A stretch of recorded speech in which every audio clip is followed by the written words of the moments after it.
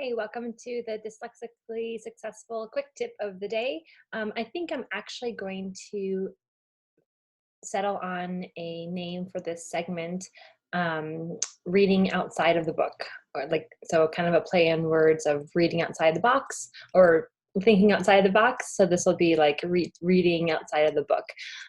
So kind of a working title for right now, um, but we'll see where it goes. So if you have a better idea, by all means, please share it with me. And today we're going to talk about vocabulary words. So once you get your child reading and they are, now no longer needing to sound out or tap out each sound, and they can read the words more fluently, you may start to see some difficulties with comprehension because they don't quite understand the meanings of the words.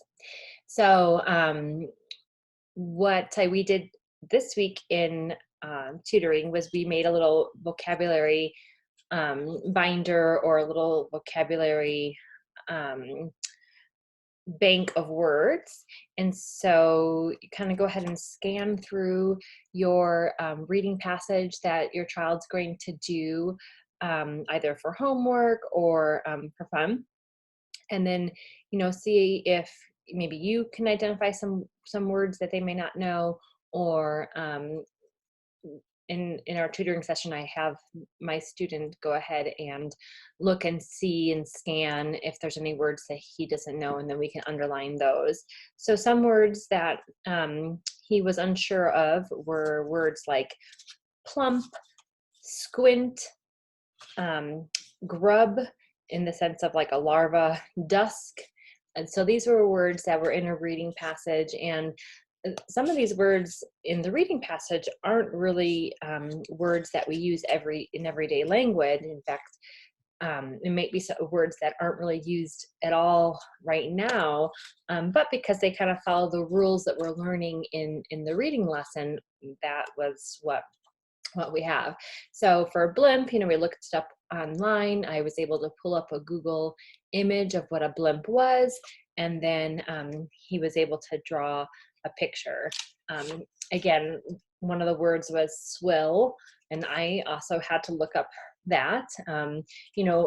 Myself, from context clues, I can understand what that word meant, and you can encourage your reader to do the same thing, but it also would be good to go back through and make sure that what you think the word means is really what it means. And in this case, it's the watery food that the pigs eat. So, then they have this to read or to refer back to when they're reading that passage. And it's just a good way to help grow their vocabulary. So this is important for comprehension, because if you know how to read the word of what you see, but you have no meaning behind that word, the whole paragraph isn't going to make much sense. Or you end up substituting words that you can recall that make more sense to you.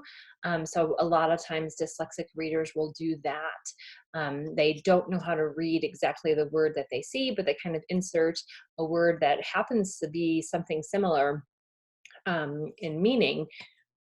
But in this case, for the vocabulary words, it was such a struggle to get through the reading passage because my student didn't have an understanding of what these words meant. So when they described in the setting that this was happening at dusk, and the little frog was smug sitting on his pad, the whole sentence, the whole paragraph didn't have any meaning for him.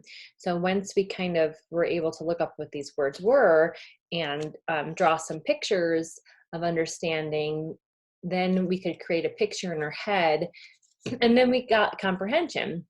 So this is a next step, but as soon as your reader is starting to come across words that they're unsure of, or you're asking questions about what happened in the story, and your reader has no idea what's going on, most likely some of these vocabulary words are not creating any sort of image or picture for them, and then comprehension can't come from there. So go ahead and try that with your reader, with your student or your child, and make it fun. In this case here, I just poked a hole through the flashcards, index cards, and I secured it with a pipe cleaner.